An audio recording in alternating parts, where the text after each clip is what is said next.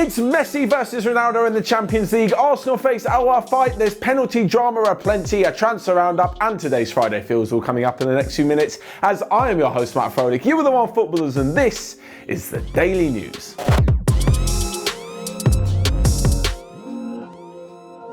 First off, and just when you thought the internet had had enough of the Ronaldo versus Messi debate, I mean, it's never really enough, they have been thrown together in the Champions League. Juventus, Barcelona, we get to see it twice. It's not quite El Clasico, but certainly will this determine who is the better player?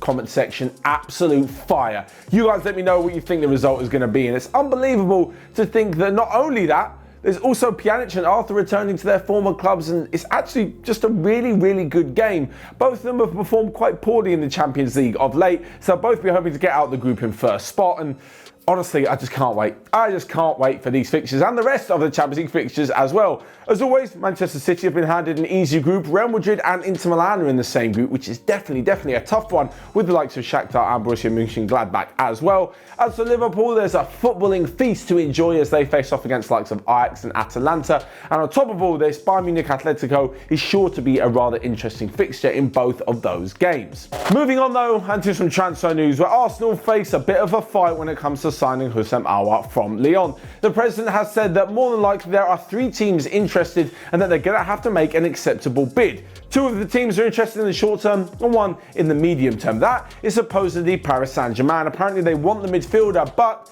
due to financial fair play regulations, they can't really go spending the 50 million that Lyon want this summer, so they're going to have to hope that a deal can be struck for them to sign the midfielder next summer. However, in today's transfer window, Arsenal and Juventus are the 2 teams that want him. Apparently Arsenal made a bid of around 38 million, which was swiftly rejected because they're 12 million short of the asking price.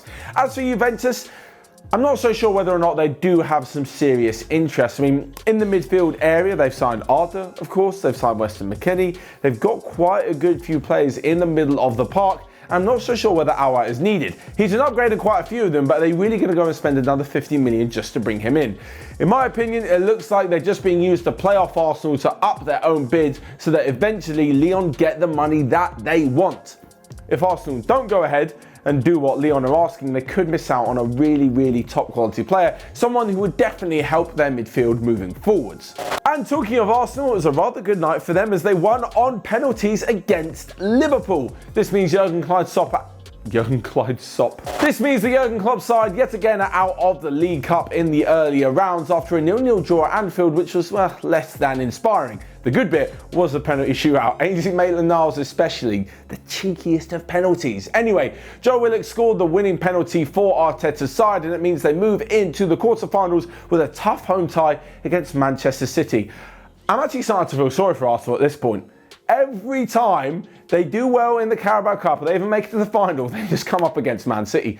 Like, yeah, they could do it in the FA Cup, but the Carabao Cup, City are just there to block them every single time. Anyway, talking of penalty excitement, and there was lots more in the Europa League, including Rio Ave against AC Milan. My word, the Italian giants were made to work for it in a 2-2 draw, and then won 9-8 in a penalty shootout that seems to last forever, that included Gigi Donnarumma and the other goalkeeper both taking penalties and both missing like the exact same penalty.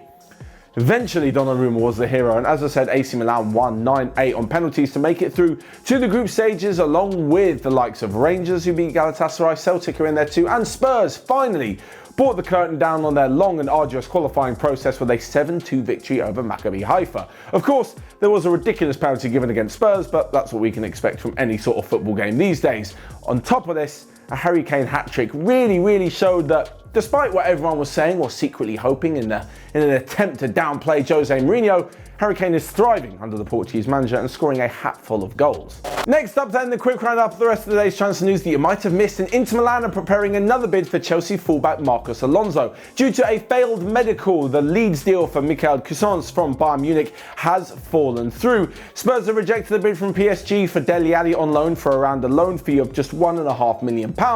And lastly but not least, West Ham have signed Vladimir Kufal from Slavia Prague. Finally then, we come to this week's Friday Feels. You guys know what it is. It's where you leave your footballing predictions in the comments section down below, and we respond to a few of the correct ones on Monday. a stunning weekend of football coming up, including some incredible games across all of the leagues. So let's get right into it. First off, and I think there's going to be an absolute rout for Juventus at the weekend. I was going to pick the Inter Milan-Lazio game, but I've just gone for Juve against Napoli, and I think Juventus are going to run out 4-1 winners.